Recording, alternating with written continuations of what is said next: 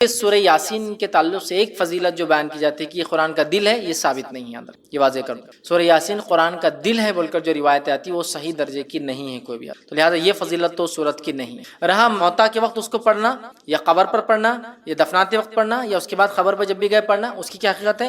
تو یاد رکھیے ایک روایت اس طرح سے ابو داؤد کی ملتی ہے جو حسن درجے تک پہنچتی ہے، جس میں یہ الفاظ ہے کہ اپنے موتا کے لیے سورہ یاسین پڑھ۔ تو یہاں علماء اس کی شرح کرتے ہیں اور یہ بیان کرتے ہیں کہ جب کوئی آدمی مر رہا ہو تو اس کے نزدیک سورہ یاسین پڑھنا، نہ کہ مرنے کے بعد۔ لیکن موتا کیوں کہا؟ موتا اس لیے کہا کہ اس کی جان اب نکل رہی ہے، مطلب اب وہ سکرات کی حالت میں، ٹھیک ہے، اب وہ مرنے ہی والا ہے۔ تو جو مرنے والا ہے وہ موتا ہی ہے، اب بچتا نہیں۔ کوئی آدمی سکرات میں چلے جائے یا فرشتوں کو دیکھ لے تو اب بچتا نہیں، لیکن تلقین کے لیے کہ وہ اللہ کو یاد کرے، ذکر کرے، تلقین کے لیے تاکہ وہ قرآن کو پڑھے، سورہ یاسین پڑھنا چاہیے تاکہ وہ کرے، تو یہ معنی میں ہے۔ تو وہ جو ہے کہ اپنے موتا پہ جو ہے سورہ یاسین پڑھو، اس کا معنی ہے جو مر رہا ہو یا مرنے میں تکلیف ہو رہی ہو یا سکرات کا یا نزع کی حالت لمبی جا رہی ہو تو اس کے پاس پڑھنا چاہیے معنی ہے۔ لیکن اس کا ہرگز معنی یہ نہیں ہے کہ مرنے کے بعد دفناتے وقت یا قبر پہ دفنانے کے بعد یا جب بھی قبر پہ جایا جائے سورہ یاسین پڑھا، چونکہ حدیث میں نہ بولے موت، تو موت سے مراد یہاں جو مر رہا ہو، جانکنی میں ہو، سکرات ہو، تکلیف ہو موت کی، تو تب ایسے شخص کے بازو تاکہ وہ یاد کرے، سنے، دہرائے، پڑھے، اللہ کا ذکر کان میں جائے، اس کے لیے آپ سورۃ الیاسین وہاں پڑھ سکتے ہیں، ٹھیک ہے۔ تو بہرحال یہ تو اس کی ایک فضیلت میں کہوں گا، یہ ایک بات ثابت ہے اس کے تعلق سے، لیکن باقی دیگر بہت سارے فضائل کہ اس کو جمعہ کے دن اتنے بار پڑھے تو یہ فضیلت، آدھی رات کو پڑھے تو اتنی فضیلت، 11 بار پڑھے، 21 بار، 40 دن، 21 دن، پتہ نہیں کیا کیا لوگوں نے مان لیے، یہ ثابت نہیں ہے۔ ہاں جو مر رہا ہے اس کے بعد آپ پڑھ سکتے ہیں، اور اسی طرح قرآن کی تلاوت میں تو یہ آتا ہی رہیں گا بہرحال، تو آپ تب پڑھ سکتے ہیں۔ اور اس سورہ یاسین میں بڑے اچھے واقعے یاد رکھیے، اور سورہ یاسین کے اندر اللہ رب العزت فرماتا ہے کہ اس سورت کے ذریعے اپنے اطراف کے لوگوں کو جو زندہ ہے محمد صلی اللہ علیہ وسلم ڈراؤ، کہ سورت کے ذریعے سورہ یاسین کے ذریعے اپنے اطراف زندہ لوگوں کو ڈراؤ۔ لیکن کتنی عجیب بات ہے نا، اسی سورت کو لے کے لوگ اکثر اپنے مردوں کو ڈراتے ہیں۔ کیا کہا کہ اس سورت کے ذریعے، چونکہ تمہارے اس پر یہاں نبی نہیں آیا، اس قوم کے اندر ایک لمبا عرصہ گزر گیا، ان کے اندر کوئی ڈرانے والا نہیں ہے، تو اس سورت کے ذریعے اپنے اطراف کے زندوں کو ڈراؤ۔ اور ہم اس سورت کے ذریعے اپنے مردوں کو ڈراتے ہیں، خبروں میں پڑھتے ہیں، کبھی اس کا معنی، اس کا مفہوم نہیں جانتے کہ سورۃ الیاسین جس کے بارے میں پتہ نہیں کتنے فضائل لوگوں نے بنا لیے جو کہ ہے بھی نہیں، کم از کم مانتے ہو اتنے ہیں تو کم سے پڑھ کے تو دیکھو کیا کہتی ہے اس وقت، کیا پیغام، کیا میسج، کیا سندیش لی ہوئی ہے سورت۔ بہرحال تو قرآن سے بڑا ہمارا عجیب حال ہے، بس فضائل کی حد تک موجود ہے، کبھی زندگیوں میں بیمار ہو جائے تو گھول کے کھانے پینے لٹکانے کے لیے موجود ہے، لڑائی ہو جائے تو قسم کھانے کے لیے لاؤ بیچ میں ہاتھ رکھتا قرآن پر قسم کھاتا اس کے لیے موجود ہے۔ لیکن میرے بھائیوں جو اس کا اصل فائدہ تھا وہ تھا کہ اس قرآن کی ہم ایمان لانے کے بعد تلاوت کریں، یہ کیا کہنا چاہتا ہے، چونکہ ہماری زبان عربی نہیں، اس کو سمجھیں، اس کے پیغام کو سمجھ کر دوسروں تک پہنچائے، زندگی میں اپنے عمل میں لائے اور اس تک پہنچے، اس کے حقوق ہے، کچھ رائٹس ہیں۔ تو بہرحال یہ تو ہم نے چھوڑ دیا، اور باقی سارا تو سورۃ الیاسین دل ہے، یہ ثابت نہیں ہے۔ سورۃ الیاسین کو میت کے قریب پڑھنے کے تعلق سے آتا ہے کہ یہ موت کی تکلیف سے راحت یا اس کو تلقین میں، قرآن تلقین میں آئیں گا، بہرحال تو آپ ایسا کر سکتے ہیں۔ اور ایمان کا یہ تقاضا بھی ہے کہ ہم اس پر ایمان لاتے ہیں، اس کے بعد اس کی تلاوت کرتے ہیں، اس کو پڑھتے ہیں، ایمان لانے کے بعد اس کو سمجھتے ہیں، ٹھیک ہے، اور اس کی باتوں پر عمل کرتے ہیں، اس کو دوسروں تک پہنچاتے ہیں، تو بہرحال اس کی کچھ حقوق بھی ہم پر عائد ہوتے ہیں۔ لیکن قرآن کے تعلق سے یاد رکھیے بہت ساری بار یہ بات دیکھی گئی ہے کہ لوگ قرآن کے تعلق سے، اس کے فضائل کے تعلق سے بہت ساری باتیں کہتے ہیں، لیکن بہت ساری مرتبہ وہ باتیں قرآن کے فضائل، فوائد، فائدوں، بینیفٹس کے تعلق سے بولتے ہیں جو سنت سے ثابت ہی نہیں ہے۔ مطلب قرآن کے اگر فضائل، اس کے فائدے اٹھانا ہے، یا تو قرآن بتائے کہ اس کے کیسے فائدے اٹھائے جائیں گے، یا تو سنت نبوی میں، مطلب نبی اکرم صلی اللہ علیہ وسلم حدیث میں بیان کرے کہ قرآن کے یہ فضائل ہیں۔ لیکن آج ہم دیکھتے ہیں ہمارے پاس قرآن کے تعلق سے اتنی لا علمی ہے، اس پر ایمان لانے کے بعد جو اس کے حقوق ہیں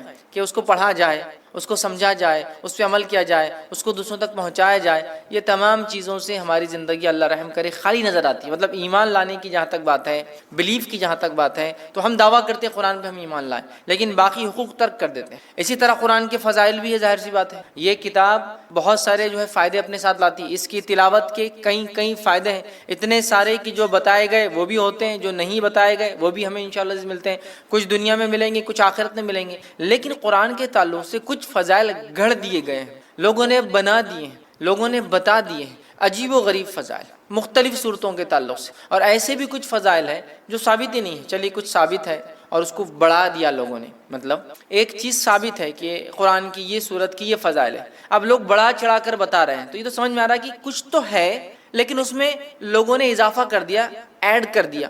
حالت یہ ہے کہ کچھ بھی نہیں ہے جہاں، وہاں بھی اتنے ایڈیشنز کہ عجیب و غریب باتیں کہ یہ سورت کو اتنی بار پڑھ لے تو یہ فائدہ، وہ سورت کو اتنی بار وہ کر لے تو اس کا یہ فائدہ، یہ کام اتنی بار کر لے یا یہ سورت یہ آیت کو پڑھ لے تو فلاں فائدہ، جو کہ ثابت نہیں ہے۔ دیکھیے قرآن یقیناً مومنوں کے لیے شفا ہے، جیسا کہ اللہ رب العزت نے خود قرآن میں بیان کیا، وَنُنَزِّلُ مِنَ الْقُرْآنِ مَا هُوَ شِفَاءٌ وَرَحْمَةٌ لِّلْمُؤْمِنِينَ، کہ ہم نے قرآن کو نازل کیا جس کے اندر شفا اور رحمت ہے مومنوں کے لیے۔ تو قرآن نے تو خود واضح کر دیا اس میں شفا بھی ہے اور رحمت بھی، لیکن وہ شفا کیسے حاصل کرے اور رحمت کیسے ملے، یہ میں اور آپ تو نہیں طے کر سکتے نا۔ یہ تو جس نے نازل کیا، جس کا کلام ہے اللہ، وہ بتائے، یا جس پر نازل ہوا محمد رسول اللہ صلی اللہ علیہ وسلم، وہ بتائے۔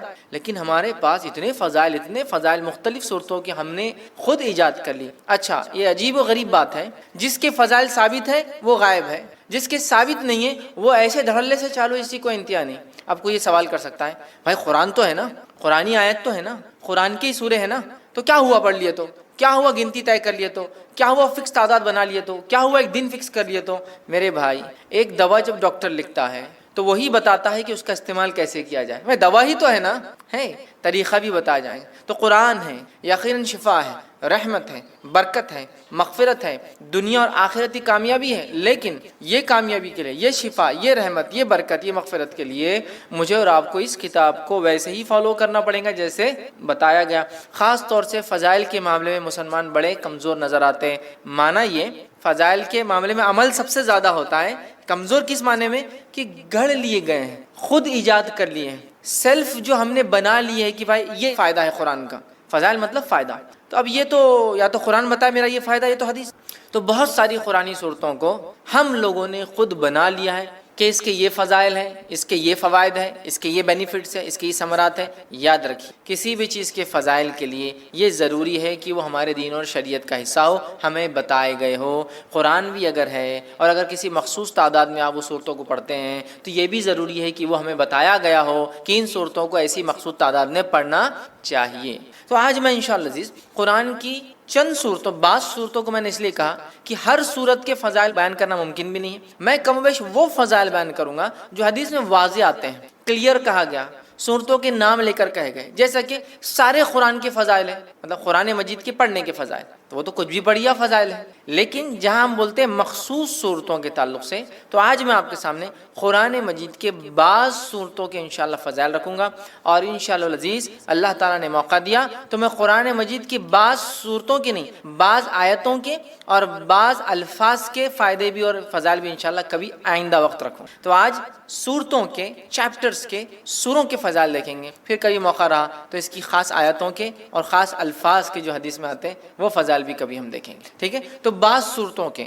کیونکہ ہر کسی کی فضیلت آتی بھی نہیں ہے۔ اچھا کچھ فضائل آتے ہیں لیکن وہ ضعیف ہے، موضوع ہے، مطلب ایسی حدیثیں ہیں جو نبی اکرم صلی اللہ علیہ وسلم سے ثابت نہیں، یا تو ان میں کوئی کمزوری ہے، ویکنس ہے، یا تو موضوع ہے، من گھڑت ہے، لوگوں نے خود بنا کے ڈال دیا کہ اللہ کے رسول صلی اللہ علیہ وسلم نے یہ فرمایا، تو ظاہر سی بات ہے ہم ضعیف اور موضوع روایتوں کو یہاں نہیں لے سکتے، تو لہٰذا میں وہ باتیں آپ کے سامنے رکھوں گا جو صحیح اور حسن درجے کی روایتوں سے ثابت ہے، تاکہ ہمیں قرآن مجید کی بعض صورتوں کی فضائل اگر پتہ چلے تو ہم ان صورتوں کو پڑھ کر تلاوت کر کے انشاءاللہ ان سے بینیفٹس اٹھا سکتے ہیں۔ میں بہت سرسری طور سے کچھ صورتیں ایسی جن کے بہت لمبے فضائل، جیسے کہ سورۃ الفاتحہ، بہت لمبے، سورۃ الملک، اسی طرح سورہ اخلاص، سورہ فلق، سورہ ناس، بہت طویل ان کے بینیفٹس آتے ہیں، فضائل آتے ہیں، لیکن یقیناً اتنا وقت نہیں ہے کہ میں تمام کے لوں۔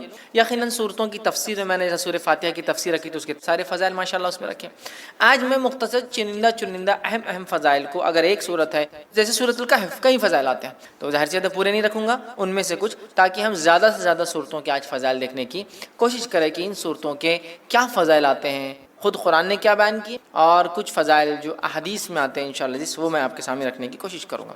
آئیے سب سے پہلے ہم دیکھتے ہیں سورۃ الفاتحہ، ترتیب میں جائیں گے انشاءاللہ، لیکن ترتیب میں جب ایک حدیث میں کئی صورتوں کے فضائل اگر آئیں گے تو میں پھر اس کو وہیں رکھ دوں گا، وہ صورت کو ہم بعد میں نہیں دیکھیں گے، ٹھیک، ورنہ کوشش کریں گے کہ ہم سیکوینشلی جائیں سورۃ الفاتحہ سے۔ تو سب سے پہلی صورت قرآن کی سورۃ الفاتحہ ہے، اور سورہ فاتحہ کی یاد رکھیے بہت فضیلت ہے، اتنی فضیلت ہے کہ جس کی کوئی انتہا نہیں۔ اس صورت کے نام ہی ہمیں بتا دیں گے کہ اس کی فضیلت کتنی، ٹھیک ہے۔ اس صورت کے ناموں سے ایک نام ہے ام القرآن، قرآن کی ماں، ایک نام ہے سبع مثانی، 7 بار پڑھی جانے والی آیت ہے، ایک نام ہے قرآن عظیم، مطلب خود سورہ فاتحہ کو بڑا قرآن کہا گیا ہے، اس کا ایک ایک نام ہے سورہ الحمد.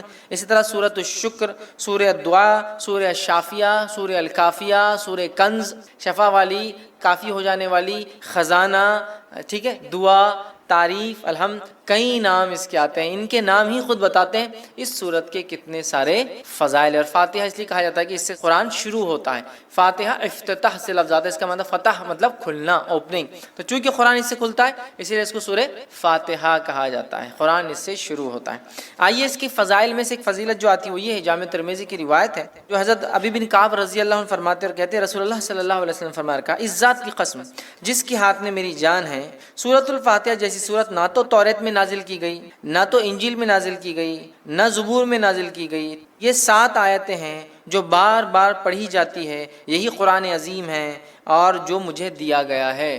تو یہاں دیکھیے سورۃ الفاتحہ کی فضیلت میں جو آپ بیان کریں، ایک ایسی سورت ہے جو اس سے پہلے نہ توریت میں نازل ہوئی، نہ زبور میں نازل ہوئی، نہ انجیل میں نازل ہوئی، ٹھیک ہے، اور یہی 7 مثانی ہے. مطلب قرآن نے کہا نا وَلَقَدْ آتَيْنَاكَ سَبْعًا مِّنَ الْمَثَانِي وَالْقُرْآنِ الْعَظِيمِ، اے نبی ہم نے آپ کو 7 بار بار پڑھی جانے والی آیتیں، سبعًا مِّنَ الْمَثَانِي وَالْقُرْآنِ الْعَظِيمِ، اور ایک بڑا قرآن دیا. جب پوچھا گیا یہ 7 بار بار پڑھی جانے والی آیتیں اور قرآن عظیم کیا ہے تو کہا سورہ فاتحہ. سورہ فاتحہ قرآن کہا گیا، قرآن عظیم بڑا قرآن کہا گیا. اسے کتنے فضائل، تو کہا نہ اس سے پہلے یہ توریت میں نازل ہوئی، نہ زبور میں، نہ انجیل. کتنی بڑی فضیلت ہے. اور امت محمدیہ کو ہی صرف یہ سورت دی گئی ہے، اس سے پہلے نہیں دی گئی تھی. کتنے فضائل ہے سورت کے، اس سے میں سمجھتا ہوں ہم اندازہ لگا سکتے ہیں. اسی طرح جو ہے تمام جسمانی جو ہے عوارض کے لیے سورہ فاتحہ پڑھ کر دم کرنا شفا کا باعث ہے. تمام جسمانی کوئی تکلیف انسان کو ہو، سورۃ الفاتحہ کو پڑھ کر دم کیا جا سکتا ہے. اس کے تعلق سے بخاری کی روایت ہے، ابو سعید خدری رضی اللہ عنہ فرماتے ہیں اور کہتے ہیں کہ ہم لوگ جو ہے سفر میں تھے اور ایک جگہ جو ہے پڑاؤ ڈالا تو ایک لڑکی آئی اور کہنے لگی اس قبیلے کے سرداروں کو بچھو نے جو ہے کاٹ لیا ہے، کیا آپ میں سے کوئی ہے جو اس کو جھاڑ پھونک کرے گا، بچھو کے زہر کو اتارے گا؟ پڑھنے سے، رقیہ کرنے سے، کسی چیز کو دم کرنے سے بچھو کا زہر کیسے اترتا ہے؟ کوئی آدمی سوچ سکتا نا. اور حدیث میں آتا ہے کہ بچھو کا زہر سورہ فاتحہ سے اتارا گیا. ٹھیک ہے، بہرحال میں حدیث رکھتا ہوں پھر اس کی تفصیلات سمجھاتا ہوں. تو کوئی ہے جو اس کا علاج کر دے، کوئی دم پھونک کرنے والا ہے. ایک آدمی جو ہے اس کے ساتھ جو ہے چل دیا، مطلب صحابہ میں سے ایک آدمی ان کے ساتھ جو چل دیا، حالانکہ اس نے کبھی نہیں اس کے بارے میں سنا تھا کہ یہ دم کرتا ہے. ٹھیک ہے، جب دم کرنے والا پلٹ کر واپس آیا تو اس سے پوچھا گیا کہ تم دم کرنا جانتے بھی ہو؟ دم سمجھتے ہیں؟ پڑھ کر ایسا پھونکنا کہ تھوڑا تھوک اڑے دم. تو کیا تم جانتے بھی ہو دم کیا ہوتا ہے؟ تم نے کر کے آیا یا یوں ہی کہہ دیا کہ مجھے دم آتا ہے ویسے چلے گئے اٹھ کر؟ ٹھیک ہے، اس نے کہا نہیں، میں نے تو بس سورہ فاتحہ پڑھی اور پھونک مار دی. ٹھیک، سورہ فاتحہ پڑھی اور پھونک مار دی اور اس کو شفا ہو گئی. اب آپ کوئی سوچ سکتا آدمی کہ بچھو نے کاٹا، زہر ہے، اور آپ پھونکنے کی بات کر رہے ہیں. ٹھیک، تو آج جدید سائنس اس طرف بڑھ چکی ہے کہ لیکوڈز کے اندر خود کی سمجھنے کی صلاحیتیں ہوتی ہیں. معلوم آپ کو پانی کے تعلق سے ایک اسٹڈی آئی ہے کہ پانی پہ جب کچھ کلمات پڑھے جاتے ہیں تو پانی اپنے مالیکولز کو ریسٹرکچر کرتا ہے. معلوم، مطلب اس کو جب کچھ پڑھا جاتا ہے، جیسے ایک آدمی بسم اللہ کہہ کر پڑھے گا تو پانی اپنے آپ کو ریسٹرکچر کرے گا. معلوم، وہ آپ کے انسٹرکشنز کو سمجھ سکتا ہے. اب یہ الگ بات ہے کہ ابھی یہ اب ایک سائنٹیفک، ابھی اس کے لیے فیکٹس ایک لمبا وقت، بٹ ابھی ہم کو پتہ چل رہا ہے جو سائنس آج کی بتا سکتی ہے، لکوڈز جو ہوتے ہیں ان میں اپنی انڈرسٹینڈنگ اور وہ ریسٹرکچر کر سکتے، ری ڈیزائن کر سکتے اپنے آپ کو، سامنے والا کیا پڑھ رہا ہے. اگر اسی بات کو ہم ذہن میں رکھیں، جو آج ایک ابتدا ہے اس فیلڈ کی، ہو سکتا ہے آگے بہت ساری باتیں ہمارے سامنے آئے، یہ ابتدا ہے، تو ہمیں پتہ چلتا ہے زہر بھی قسم کا لکوڈ ہے جو اندر جا رہا ہے. جب اللہ کا کلام پڑھ کے انسٹرکشنز مل رہے ہیں تو وہ ایکٹ کرتا ہے، ریئیکٹ کرتا ہے، ریسٹرکچر کر سکتا ہے اپنے آپ کو. جو زہر ہے وہ شفا میں بھی تبدیل ہو سکتا ہے. واللہ عالم، یہ تو ابھی ابتدا ہے. آگے آگے دیکھیے جو ہے سائنس دنیا کیا کیا ثابت کرتی ہے جو اسلام نے پہلے ہی بتا دیا ہے نا. آج بہت ساری تھراپی جس میں صرف پھونکا جاتا ہے اور سہلایا جاتا ہے. دیکھا آپ نے، مساج خالی پھونکتے ہیں اور ایسا ایسا یوں کرتے ہیں، ملتے ہیں، صرف مساج نہیں، صرف یوں ملیں گے، سر پہ ہاتھ پھیریں گے، باڈی پہ ہاتھ پھیریں گے اور بولتے ہیں اس سے علاج ہو. مطلب جرمنی میں ایک سائنٹسٹ ہے، وہ پاگلوں کا یا لوگوں کا علاج کرتا ہے جن کو مرگی وغیرہ کی بیماری، ایپیلیپسی وغیرہ ہوتی ہے، اور وہ ان کو، حالانکہ نان مسلم ہے، کرسچن ہے، تجوید کے ساتھ قرآن پڑھاتا ہے اور اس کی تجزیے کے مطابق، اس کے ایکسپیریمنٹس کے مطابق وہ کہتا ہے اللہ لفظ کو جو تجوید کے ساتھ پراپرلی برابر ادا کیا جائے ایسا آدمی پاگل نہیں ہوتا ہے.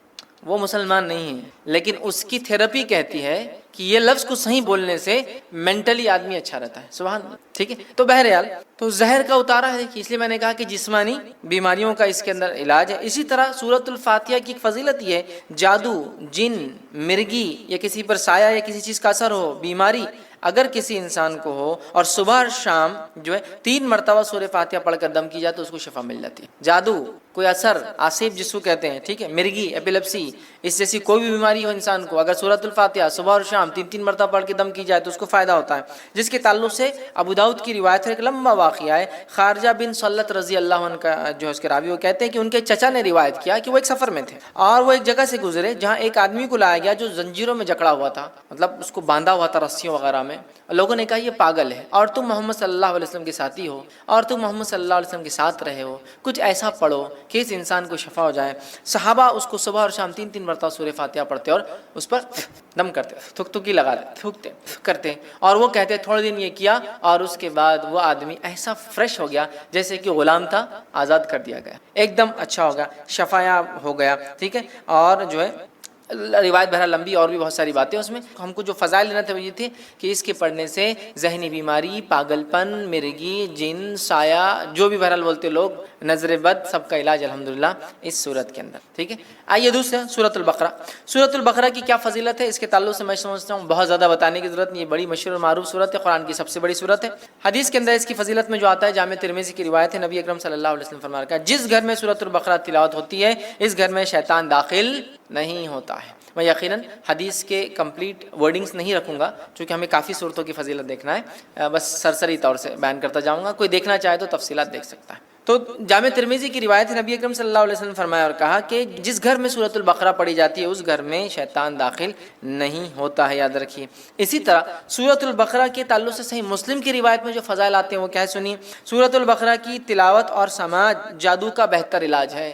تلاوت اور سننا جادو کا علاج ہے. دوسرا، کوئی جادوگر سورۃ البقرہ پہ غالب نہیں آ سکتا. تیسرا فائدہ اسے پتہ چلا ہے اس کی تلاوت کرنے سے گھر میں خیر و برکت آتی ہے. چوتھی فضیلت معلوم ہوتی ہے اس کی تلاوت ترک کرنے سے گھر کی خیر و برکت سے انسان محروم ہو جاتا ہے. ٹھیک ہے، پانچواں فائدہ آتا ہے قیامت کے روز سورہ بقرہ اپنے پڑھنے والوں کے لیے مغفرت کے لیے جھگڑا کریں گا. 5 فضائل آتے ہیں صحیح مسلم کی روایت میں. ٹھیک ہے، اور ابو امامہ باہلی رضی اللہ عنہ اس حدیث کے راوی ہے. حدیث کے اندر جو آتا ہے وہ یہ ہے قرآن پڑھا کرو، وہ قیامت کے روز اپنے پڑھنے والوں کی سفارش کرے گا. خصوصاً 2 روشن صورتیں تلاوت کرو، سورۃ البقرہ، سورہ آل عمران. ٹھیک ہے، قیامت کے روز یہ اس طرح قطار میں آئیں گی جیسے بادل آتے ہوں، یا 2 سائبان، مطلب 2 سائبان ہے یا پھر بادلوں کے جیسے ہی سایہ لے کر آئیں گے. ٹھیک ہے، یا جیسے قطار میں اڑنے والے پرندوں کی طرح یہ جو ہے آئیں گے اور اپنے پڑھنے والے کی طرف جھگڑا کریں گے. سورہ بقرہ اور سورہ آل عمران کی اللہ ان کی مغفرت کرو، ان کو معاف کر دو، تو جھگڑا کریں گے تو انہیں پڑھا کرو. ٹھیک ہے، ان کا پڑھنا باعث برکت ہے اور اس کا چھوڑنا باعث حسرت ہے، خیر و برکت چھین جاتی ہے اور جادوگر اس کا مقابلہ نہیں کر سکتے. 5 فضیلت ایک پورے قرآن کی بھی ہے. سورہ بقرہ اور سورہ آل عمران کا خاص نام لیا گیا، 2 نمبر اور 3 نمبر کا سورہ ہے قرآن کا یہ. ٹھیک ہے، اسی طرح شیطان گھر میں داخل نہیں ہوتا ہے، جادو کا اثر ختم ہو جاتا ہے. اب اگر جادو ہو گیا ہے یا شیطان اندر آ گیا تو بھاگ بھی جاتا ہے اس کے پڑھنے سے. مطلب ایک تو اندر نہیں آنے دینا، ایک تو جادو ہوگا تو علاج کرنا، اور ایک آ گیا تو ہکالنا. تینوں کام ہو سکتے ہیں سورہ بقرہ سے. سنیے حدیث کے اندر روایت ہے، حاکم کی روایت ہے، نبی اکرم صلی اللہ علیہ وسلم نے فرمایا اور کہا ہر چیز کی ایک چوٹی ہوتی ہے. قرآن مجید کی چوٹی اور فضیلت اور عظمت کے اعتبار سے سورۃ البقرہ اس کی چوٹی ہے، یاد رکھیے، پیک ہے اس کی، پینیکل ہے اس کا. ٹھیک ہے، جس گھر میں سورہ بقرہ پڑھی جاتی ہے شیطان سنتے ہی اس گھر سے بھاگ جاتا ہے. جس گھر میں سورۃ البقرہ پڑھی جاتی ہے شیطان سنتے ہی بھاگ جاتا ہے. ایول، برائی جتنی بھی ہے شیطان لاتا ہے نا، گھر سے بھاگ جاتی ہے، یاد رکھیں. ٹھیک ہے، آئیے تیسرا سورہ، سورہ آل عمران. سورہ آل عمران کے تعلق سے آتا ہے قیامت کے روز، جو ہم نے پیچھے جو روایت دیکھی اس روایت میں تفصیلات آ چکی تھی صحیح مسلم کی روایت کے اندر، جہاں نبی اکرم صلی اللہ علیہ وسلم نے فرمایا 2 قطار، یا تو پرندوں کی، یا تو 2 سائبان، درخت جو بڑے سائیدار ہوتے، یا تو بادلوں کے جیسی 2 صورتیں آئیں گی اور اپنے پڑھنے والے کی سفارش، بلکہ جھگڑا کریں گی ان کے لیے، نور ثابت ہوں گی ان کے لیے. اور روز قیامت جب کوئی سایہ نہ ہوگا تو 7 تو عرش میں ہے، اس کے علاوہ جن کو سایہ ملیں گا ان میں سورۃ البقرہ اور سورہ آل عمران پڑھنے والے بھی، اور یہ 2 نور جیسے ثابت ہوں گے. ٹھیک ہے، تو سورہ آل عمران بھی اس میں شامل تھا، یہ نور جیسی ثابت ہوں، سایہ دار درخت جیسی ثابت ہے. یہ اس کے بڑے فضائل یاد رکھیں سورۃ آل عمران کے، اور یہ لڑیں گی، یاد رکھیے لڑیں گی. آئیے حدیث کے الفاظ سن لیجیے. نبی اکرم صلی اللہ علیہ وسلم کو، یہ مسلم کی روایت ہے، کو فرماتے ہوئے سنا ہے کہ قیامت کے روز قرآن مجید لایا جائے گا اور جو لوگ قرآن پر عمل کرتے تھے وہ بھی لائے جائیں گے. سورہ بقرہ اور سورہ آل عمران آگے ہوں گے. اس کے بعد نبی اکرم صلی اللہ علیہ وسلم نے ان دونوں صورتوں کی 3 مثالیں دی جنہیں میں آج تک نہیں بھولا. راوی کہتے ہیں اور فرماتے ہیں وہ دونوں صورتیں بادل کے 2 ٹکڑوں کی طرح ہوں گی، مطلب سایہ دیں گی. 2 کالے رنگ کی جو ہے چھتریاں ہوں گی جن میں روشنی چمک رہیں گی، بادل جیسی ہوں گی. 2 چھتریاں ہوں گی ان میں روشنی بھی چمک رہی ہوں گی. ٹھیک ہے، اور دو قطاریں پرندوں کی ہوں گی اور وہ اپنے صاحب کی طرف جو ہے جھگڑیں گی. دو قطاریں پرندوں کی طرح ہوں گی اور وہ اس کو پڑھنے والوں کے لیے جھگڑا کریں گی اللہ سے. تو یہ دو صورتیں بڑی اہم ہیں، سورہ بقرہ اور سورہ آل عمران. سورہ فاتحہ کی فضیلت ماشاءاللہ ہم دیکھ چکے ہیں. چوتھی جو ہم دیکھیں گے صورت وہ ہے سورہ ہود. اب بیچ میں بہت ساری صورتیں ہم چھوڑ رہے چونکہ ان کے بہت ساروں کی فضائل ثابت نہیں ہوتے ہیں، ٹھیک ہے، اس لیے ہم چھوڑتے چلیں گے. اس لیے بعض میں نے کہا جو بہت اہم ہے، اور بہت ساروں کے تعلق سے میں نے جیسا کہا کہ بہت ساری ضعیف روایتیں آتی ہیں تو میں وہ نہیں رکھوں گا آپ کے. ٹھیک، سورہ ہود کو ہم دیکھتے ہیں. سورہ ہود کی یاد رکھی بڑی فضیلت ہے، اور سورہ ہود کے تعلق سے جامع ترمذی کی روایت ہے. جو باتیں ہمیں پتہ چلتی وہ یہ ہے کہ سورۃ الہود سورہ نمبر 11، سورہ واقعہ سورہ نمبر 56 56، سورہ مرسلات سورہ نمبر 77 77، سورہ نبا سورہ نمبر 78 78، سورہ تکویر سورہ نمبر 81 81 جو ہے، ان صورتوں کے ایک ہی حدیث میں ایک ساتھ فضائل آتے ہیں. 5 صورتوں کی کیا فضائل ہے؟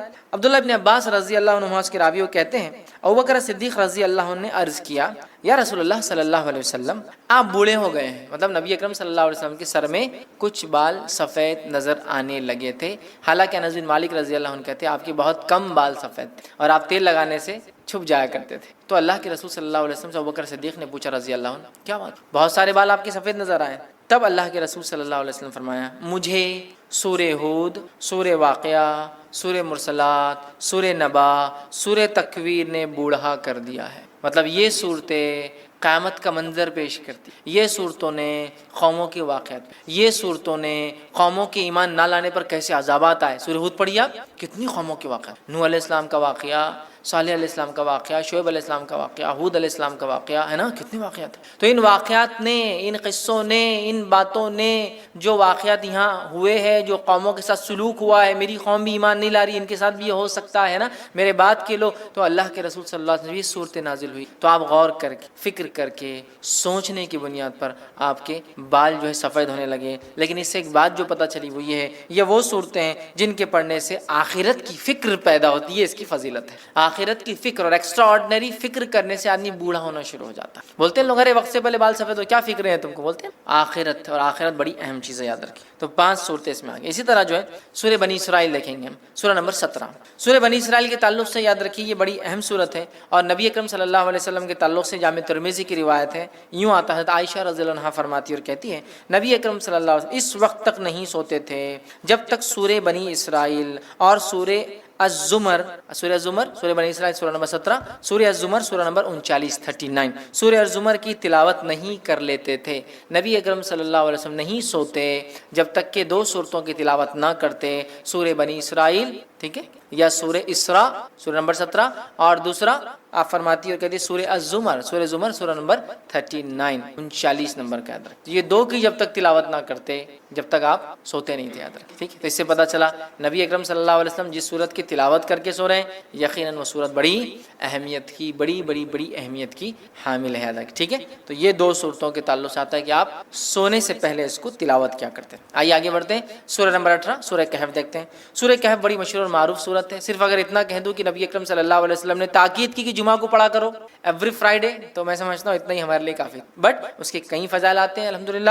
سورہ نمبر 18 سورہ کہف کی جو فضیلت آتی ہے وہ یہ ہے، جو شخص اس کی ابتدائی 10 آیتوں کو حفظ کر لیں گا اور تلاوت کریں گا دجال کے فتنے سے محفوظ رہیں گا، دجال کے فتنے سے محفوظ رہیں گا. اور سورۃ الکہف کی ابتدا میں نوجوانوں کا واقعہ آتا ہے جو اپنے وقت کے بادشاہ کی فتنے سے محفوظ رہے جس نے اپنے آپ کو معبود، رب، گاڈ ڈکلیئر کر. پورا واقعہ نا اصحاب کہف، دا پیپل آف دا کیو، غار والے لوگ ہیں نا، پورا واقعہ اسی سے لفظ سورت کا نام بھی کہف آتا. سورہ نمبر 18 جو اس کی 10 آیتوں کا حفظ کر لیں گا اور اس کی تلاوت کریں گا فتنہ دجال سے بچ جائیں گا. اور آپ کو پتا ہے فتنہ دجال کیا ہے؟ فتنہ دجال وہ فتنہ ہے جس کے تعلق سے حدیث میں آتا ہے کہ آدم علیہ الصلوۃ والسلام اور نوح علیہ الصلوۃ والسلام نے اپنی قوم کو اس سے ڈرایا. حالانکہ ان کے زمانے میں آنے والا نہیں تھا، آخری نبی کے آئے تک نہیں آنے والا تھا، ہے نا، اور آخری نبی کے دور میں بھی نہیں آنے والا تھا، ان کے امتیوں میں آنے والا تھا. اور وہ بھی ہر امتی پہ نہیں آنے والا تھا، جو زمانے کے آخر وقت میں رہیں گے، جو ایمان کے اعتبار سے بڑے کمزور ہوں گے، تو ان میں جو مضبوط ہوں گے وہ بچ جائیں گے. صرف ٹیسٹ ہوگا ایک طرح سے، امتحان. تو فتنہ دجال کا فتنہ وہ فتنہ ہے کہ آدم علیہ السلام، نوح علیہ السلام نے، اور حدیث میں آتا ہر نبی نے اپنی قوم کو اس سے ڈرایا ہے. اور جب اللہ کے رسول صلی اللہ علیہ وسلم نے علامت قیامت بیان کی نا، حدیث میں آتا راوی کہتے ہیں فجر کی نماز کے بعد نبی اکرم صلی اللہ علیہ وسلم نے کہا کہ میں تم سے نہ کہتا تھا دجال کے بارے میں، تمیمہ داری جو کرسچن تھے، عیسائی تھے، وہ آج میرے پاس پہنچے 1 مہینے کے سفر کے بعد، اور انہوں نے مجھ سے ایک واقعہ بیان کیا، چونکہ وہ ایمان بھی لائے ہیں اس چیز کو دیکھنے کے بعد، اسلام قبول کر لیا ہے، اور انہوں نے دجال سے ملاقات کی ہے، میں نہ کہتا تھا تم سے۔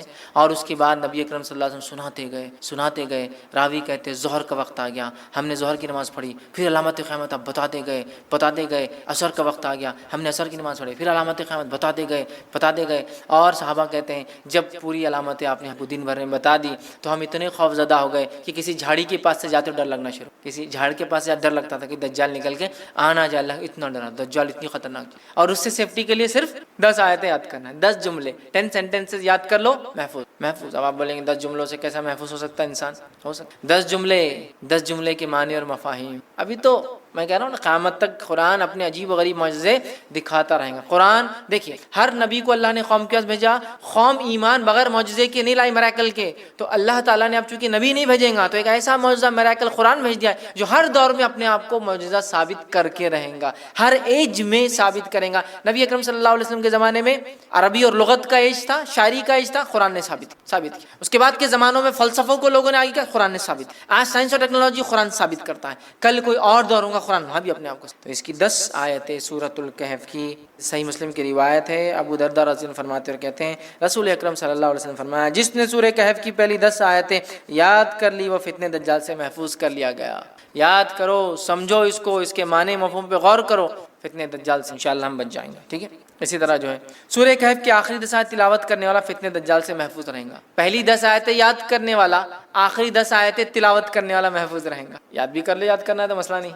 اور کچھ علماء لکھتے ہیں ہو سکتا ہے دونوں سے فائدہ، واللہ عالم، چونکہ طبرانی کی روایت میں الفاظ اس طرح سے، ابو سعید خدری رضی اللہ عنہ راوی وہ کہتے ہیں رسول اللہ صلی اللہ علیہ وسلم فرمایا، جس نے سورۃ الکہف کو اس طرح پڑھی جس طرح نازل ہوئی تو وہ اس کے لیے قیامت کے روز نور ہوں گی، مکہ سے لے کر جس جگہ وہ رہتا وہاں تک کے لیے نور، انڈیا سے وہاں پڑھے تو وہاں تک اتنا بڑا نور رہے گا، جس جگہ سے مکہ تک اتنا بڑا نور اس کے لیے ثابت ہوگا۔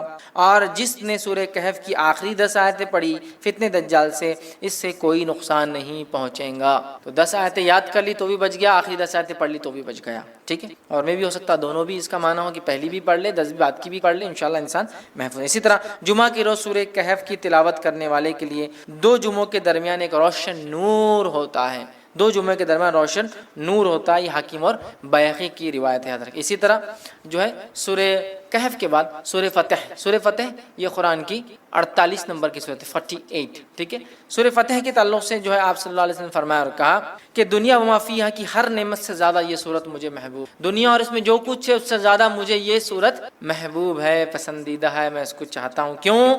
بخاری کی روایت ہے، ہم جانتے ہیں سورہ فتح نازل ہوئی تھی، اس کی ابتدا جب حدیبیہ 6 ہجری کا واقعہ ہے، عمرے کے لیے صحابہ اور اللہ کے رسول صلی اللہ علیہ وسلم گئے، مشرکین نے آنے نہیں دیا، ایک ٹریٹی سائن ہوئی، ایک پیکٹ سائن ہوا، صلح سائن ہوئی، دستخط ہوئی، جس کو صلح حدیبیہ کہتے ہیں، اور صحابہ پریشان تھے، دل میں تھوڑے سے ملال کر رہے تھے کہ ہم جنگ لڑتے ہیں ان سے، ہم کو آنے نہیں دیتے، اللہ کے رسول صلی اللہ علیہ وسلم لیکن امن کو پسند کیا جنگ کے مقابلے میں، تو اللہ رب العزت نے جب یہ ہو گیا تو اللہ نے فرمایا انا فتحنا لک فتحا مبینا، اے نبی ہم نے آپ کو کامیابی دی کھلی۔ صحابہ وہ خوش ہو گئے کہ ہم کو تو دنیاوی لگ رہا تھا، ہم تو معاہدہ کر کے پیچھے رہ گئے، قرآن کہہ رہا ہے فتح مبین ہے، تو آپ سے فرما رہے اس سے زیادہ مجھے کوئی صورت پسند نہیں ہے۔ اس کے تعلق سے ایک طویل لمبا واقعہ ہے، عمر ابن خطاب رضی اللہ عنہ نے اللہ کے رسول صلی اللہ علیہ وسلم ایک مسئلہ پوچھا، بخاری کی روایت۔ یہ مسئلہ کب پوچھا؟ جب آپ نبی اکرم صلی اللہ علیہ وسلم تھوڑی سی پہلے بحث کر چکے تھے، واقعہ معلوم ہے نا؟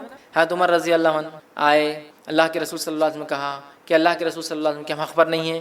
آپ نے کہا تو ہم لڑتے کیوں نہیں، کیوں صلح ہو رہی ہے؟ آپ نے خاموش۔ پھر گئے ابوبکر صدیق رضی اللہ عنہ کے پاس، کا مسئلہ کیا ہے، ہم حق پر نہیں ہیں، تو کہا ہے پھر لڑتے کیوں نہیں؟ ابوبکر صدیق خاموش رہے، کہ اللہ کے رسول خاموشی اختیار کی نا، مل گیا نا جواب۔ اب شاید اس کے بعد یہ سوال کریں، روایت میں تفصیلات نہیں آتی، میں سمجھ رہا ہوں اس کی ترتیب۔ حضرت عمر نے مسئلے کا سوال پوچھا، آپ نے جواب نہیں، پھر پوچھا آپ نے جواب نہیں، پھر پوچھا، 3 بار پوچھا، آپ خاموش۔ اب حضرت عمر رضی اللہ عنہ آگے نکل گئے قافلے میں، اور دل میں سوچ رہے ہیں کیوں میں نے 3 بار سوال کر، اگر اللہ کے رسول صلی اللہ علیہ وسلم ناراض ہو گئے تو اللہ کو قرآن کی آیت ہی اتار دیں گا، اب میرے کچھ نہ کچھ مصیبت آتی، مطلب کہیں میرا تذکرہ نہ آ جائے، قرآن اتر جائیں گا اور میرا کنڈیمنیشن یا میرے بارے میں کچھ نہ کچھ آ جائے گا، اور یہ ٹھیک نہیں ہے۔ بہت پریشان ہو گئے، بہت دل میں پریشان ہونے لگے، اور آگے چلے گئے کہ 3 بار پوچھنا، 1 بار پوچھا ٹھیک تھا نا، کیوں میں نے سیکنڈ اور تھرڈ ٹائم پوچھ لیا، اننیسیسری تھا، نہیں بولنا چاہیے تھا، نہیں پوچھنا چاہیے تھا، آپ سب پتہ نہیں کیا کیفیت میں تھے، کیا حالت تھی، اب میرے پہ خواہ ہوتا جاتا ہے۔ اب اتنی دیر میں اللہ کے رسول صلی اللہ علیہ وسلم نے کہا عمر کا ہے، اب یہ تو آگے چلے گئے، ایک صحابی کا دیکھو جا کے عمر، وہ آگے گئے اور چلائے عمر تمہیں اللہ کے رسول صلی اللہ علیہ وسلم بلا رہے ہیں۔ حضرت عمر گھبرا گئے، کہا اب کچھ تو بھی ہو گیا، کوئی آیت اتر گئی میرے خلاف، چونکہ میں نے انیسری ڈسٹرب کر، نبی نے ایک بار جواب نہیں دیا، خاموش رہ جانا تھا، دوسری بار پھر خاموش رہ جانا تھا، 3 بار کر لیا۔ وہ گئے، تب نبی اکرم صلی اللہ علیہ وسلم نے پوچھا، جبکہ وہ ڈرتے ہوئے جا رہے تھے کہ میرے بارے میں کچھ نہ اتر گیا ہو، آپ نے فرمایا میرے لیے کوئی قرآن تو نہیں نازل ہو گیا؟ تو آپ نے فرمایا آج رات مجھ پر ایک صورت نازل کی گئی ہے جو مجھے ہر اس چیز سے محبوب ہے جس پر سورج طلوع ہوتا ہے، مطلب سورج جس پر نکلتا ہے۔ اِنَّا فَتَحْنَا لَكَ فَتْحًا مُبِينًا، اسے بخاری نے روایت کیا، مطلب سورہ فتح نازل ہوئی تھی۔ کہا یہ صورت مجھے سب سے زیادہ محبوب، چونکہ ظاہری اعتبار سے ناکامی نظر آ رہی تھی، لیکن اللہ ہی جانتا تھا یہ بڑی کامیابی تھی۔ کیسا؟ صلح حدیبیہ کے بعد اسلام جو ہے پورے عالم میں پھیلنا شروع ہوا، اور آنے والے 3 سے 4 سالوں میں کئی ممالک مسلمان ہو گئے، اسلام قبول کر لیا، کیونکہ اب امن سائن ہو گیا، اب خطوط جانے لگے اور مبلغین جانے لگے، اور بہت سارے لوگ سمجھ گئے کہ قریش نے معاہدہ کرا مطلب جھک گئے ہے نا۔ قریش کہتے ہیں سب سے بڑی مچھلی کو سمندر کی، جس کو کسی دوسرے پانی کے جانور سے خطرہ نہیں ہوتا، اور یہ جب چاہے کسی کو بھی نگل سکتی ہے، سو کہتے قریش۔ جب سب سے بڑی مچھلی نے معاہدہ کر لیا تو باقی کا کیا سمندر میں، سمجھتے نا۔ قریش کا معاہدہ آٹومیٹک سگنل تھا کہ اب محمد صلی اللہ علیہ وسلم ان کے ساتھی کوئی معمولی لوگ نہیں رہے۔ ایک زمانے میں جن کو مسئلہ اور کچلا اور قتل کیا گیا، اب یہ وہ لوگ ہیں جن کی عزت اور اکرام کرنا ہماری مجبوری ہے۔ حدیبیہ سائن ہوئی نا ٹریٹی، بہرحال تو آپ نے کہا مجھے پسند۔ اسی طرح سورہ ملک، سورہ نمبر 67 سورہ ملک کی بھی یاد رکھیے، بڑی جو ہے فضیلت جو ہے آتی ہے، اور اس کے فضائل میں یاد رکھی آتا ہے جو نبی اکرم صلی اللہ علیہ وسلم کے تعلق سے آتا ہے کہ آپ نے فرمایا، جامع ترمذی کی روایت، حدیث کے الفاظ جابر رضی اللہ عنہ فرماتے اور کہتے ہیں کہ اللہ کے رسول صلی اللہ علیہ وسلم اس وقت تک نہ سوتے جب تک سورہ علم تنزیل مطلب سورہ سجدہ کو علم تنزیل بھی بولتے ہیں، اس کی ابتدا جو ہے، ٹھیک، علم تنزیل سورہ سجدہ سورہ نمبر 32، اور تبارک الذی بیدہ الملک سورہ نمبر 66، سورہ ملک سورہ تبارک الذی نہ پڑھتے جب تک نہ سوتے، سورہ سجدہ سورہ نمبر 32 اور سورہ ملک سورہ نمبر 67۔ اب کوئی آدمی سوچ سکتا سورہ بنی اسرائیل اور سورہ زمر ایک جگہ آ رہا ہے، بہت بڑی بڑی صورتیں ہیں، 17 اور 39، کہیں آ رہا ہے سورہ ملک اور سورہ سجدہ 32 اور 67۔ تو ہو سکتا ہے نبی اکرم صلی اللہ علیہ وسلم کچھ صورتیں معمول پڑھتے ہوں گے اور کچھ صورتیں کبھی پڑھتے اور کبھی نہیں پڑھتے ہوں گے، جس نے جب جو دیکھا اس نے وہ عمل کو روایت کر دیا، سمجھ رہے ہیں بات کو؟ کچھ صورتیں آپ معمول پڑھتے ہوں گے، کنٹینیوسلی پڑھتے ہوں گے، اور کچھ صورتیں آپ کبھی پڑھتے ہوں گے اور کبھی نہیں، مطلب ایک سیٹ آف صورتیں آج، ایک سیٹ آف صورتیں کل، آپ اور ہم بھی کر سکتے ہیں، کبھی سورہ بنی اسرائیل اور سورہ زمر پڑھ کے سو گئے، کبھی سورہ ملک اور سورہ سجدہ پڑھ کے سو گئے، ہے نا۔ اور آپ سے کچھ صورتیں مسلسل مکمل اور ہمیشہ، ایسا سورہ اخلاص، سورہ فلق، سورہ ناس، چھوٹی چھوٹی ہمیشہ، تو یہ آپ کا معمول الگ الگ وقتوں میں رہا ہوں گا، اور دیکھنے والے نے جب دیکھا اس نے وہ بات آپ کی روایت کر دی، یا واللہ عالم آپ سب ایک ساتھ کرتے ہوں گے، واللہ عالم، اللہ ہی بہتر، ٹھیک ہے۔ تو بہرحال اس میں آتا ہے کہ آپ 2 صورتیں، مطلب الف لام میم تنزیل، ٹھیک ہے، مطلب یہ سورہ سجدہ اور اس کے بعد تبارک الذی بیدہ الملک سورہ نمبر 67 پڑھتے ہیں۔ سورہ ملک کو آپ صلی اللہ علیہ وسلم فرماتے اور کہتے ہیں، حاکم کی روایت ہے، عبداللہ ابن مسعود رضی اللہ عنہ کے راوی کہتے ہیں، سورہ ملک تبارک الذی بیدہ الملک عذاب قبر سے رکاوٹ ہے، آپ سب روز پڑھتے اور یہ عذاب قبر سے رکاوٹ ہے، آڑ ہے، ڈیفنس ہے میرا اور آپ کا، یاد رکھیں۔ اسی طرح جو ہے سورہ ملک قیامت کے روز اپنے پڑھنے والوں کے لیے سفارش کریں گی، یہ ابن ماجہ کی روایت ہے، سورہ ملک سفارش کریں گی، یاد رکھیے، حتیٰ کہ وہ جھگڑا کریں گی اور اس پڑھنے والے کو بخشا کر لے جائیں گے، خبر میں بھی بینیفٹ، آخرت میں بینیفٹ، سورہ ملک تبارک الذی بیدہ الملک، ٹھیک، وہو علی کل شیء، یہ آپ پڑھیں گے، اس کی یہ فائدے۔ اسی طرح سورہ ملک پڑھنے والے کی مغفرت کے لیے قیامت کے روز اللہ تعالیٰ سے یہ سورہ جھگڑا کریں گی اور جنت میں لے جائیں گی، عذاب قبر سے محفوظ رکھیں گی، آخرت میں اللہ تعالیٰ سے جو ہے مجادلہ کریں گی، جھگڑا کریں گی، اور جنت میں بھی لے جائیں گی اپنے پڑھنے والے کو، ٹھیک، یہ جو ہے طبرانی کی روایت میں کہ جنت میں لے جائیں گی، ٹھیک ہے۔ بہت ہی جو ہے اہم صورت ہے، اس کے تعلق سے ایک بات جو آتی ہے، ابن کثیر رحمہ اللہ نے اپنی تفسیر میں سورہ ملک کی اس کو روایت کیا، وہ روایت اس طرح سے، سورہ ملک خود پڑھنی چاہیے اپنے بیوی بچوں کو، حتیٰ کہ اپنے پڑوسیوں کو بھی اس کے پڑھنے کی تلقین کرنا چاہیے، اور صحابہ ایسا کرتے تھے، خود پڑھتے تھے، اپنے بیوی بچوں کو بولتے تھے، اور اڑوس پڑوس میں بولتے ہیں سورہ ملک پڑھا کرو بھائی، سورہ ملک پڑھا کرو، سمجھ رہے ہیں؟ ہمیں بھی کرنا چاہیے۔ اسی طرح آگے بڑھتے ہیں، سورہ نمبر 76 سورہ جو ہے دہر یا سورہ انسان 76 سورہ دہر، اس کی انشاءاللہ جن دیکھتے فضائل، روایت صحیح مسلم کی ہے، رسول اکرم صلی اللہ علیہ وسلم جمعہ کے روز فجر کی نماز میں سورہ سجدہ اور سورہ دہر کی تلاوت کرتے ہیں، سورہ دہر سورہ نمبر 76 اور سورہ سجدہ سورہ نمبر 32 کی آپ صلی اللہ علیہ وسلم فجر کی نماز میں تلاوت کرتے تھے، ٹھیک ہے۔ اور جمعہ کے روز، جمعہ کے دن جب آپ فجر پڑھاتے تو ان 2 صورتوں کی اس میں جو ہے آپ صلی اللہ علیہ وسلم تلاوت کیا کرتے تھے۔ اسی طرح صحیح مسلم کی ہی روایت میں الفاظ اس طرح سے آتے ہیں، عبداللہ ابن عباس رضی اللہ عنہ اس کے راوی فرماتے ہیں، رسول اللہ صلی اللہ علیہ وسلم جمعہ کے روز نماز فجر کی پہلی رکعت میں سورہ سجدہ دوسری رکعت میں سورہ دہر کی تلاوت فرماتے، اور اسی طرح جمعہ کی نماز میں سورہ جمعہ اور سورہ منافقون کی تلاوت کرتے۔ جمعہ کی فجر میں یہ دو، اور جمعہ کی نماز میں، مطلب جمعہ کی جو نماز ہوتی ہے اس میں خاص نماز میں آپ سورہ جمعہ سورہ نمبر 62 62 اور سورہ منافقون سورہ نمبر 63 63 آپ پڑھا کرتے ہیں۔ تو ظاہر سی بات ہے اللہ کے رسول صلی اللہ علیہ وسلم کا یہ سلیکشن بہت امپورٹنٹ ہے، کچھ نہ کچھ مقصد ہے اس کے پیچھے، ٹھیک ہے؟ تو یہ اس کی فضیلت ثابت کرتا ہے۔ اسی طرح نبی اکرم صلی اللہ علیہ وسلم کے تعلق سے آتا ہے کہ آپ جو ہے مسبحات پڑھے بغیر نہیں سوتے۔ مسبحات کس کو کہتے ہیں؟ مسبحات یہ 7 قرآن کی صورتیں ہیں جن کی ابتدا اللہ کی حمد و ثنا یا تسبیح سے شروع ہوتی ہے۔ جیسے فار ایگزامپل مثال کے طور پہ سورہ نمبر 17 سورہ بنی اسرائیل، سبحان الذی اسریٰ بعبدہ، سبحان۔ مسبحات وہ صورتیں جن کی فرسٹ آیت میں اللہ کی حمد اور ثنا اور تسبیح ہے، سمجھ رہا؟ مسبحات اس کو کہتے ہیں، ٹھیک ہے؟ سبح اسم ربک الاعلی، سورہ اعلیٰ کی پہلی آیت مسبحات کہتے ہیں۔ تو ایسی 7 صورتیں ہیں جو اللہ کی حمد و ثنا سے ان کی پہلی آیت شروع ہوتی ہے، اس کو کہتے ہیں مسبحات۔ تو ایک روایت میں آتا ہے جامع ترمذی کی، نبی اکرم صلی اللہ علیہ وسلم، جس کے راوی جو ہے ارباز بن ساریہ رضی اللہ عنہ کہتے ہیں، نبی اکرم صلی اللہ علیہ وسلم سونے سے پہلے مسبحات کی تلاوت فرمایا کرتے تھے اور ارشاد فرماتے تھے ان میں ایک آیت ایسی ہے جو 1000 آیت سے بہتر۔ ایک آیت کون سی ہے؟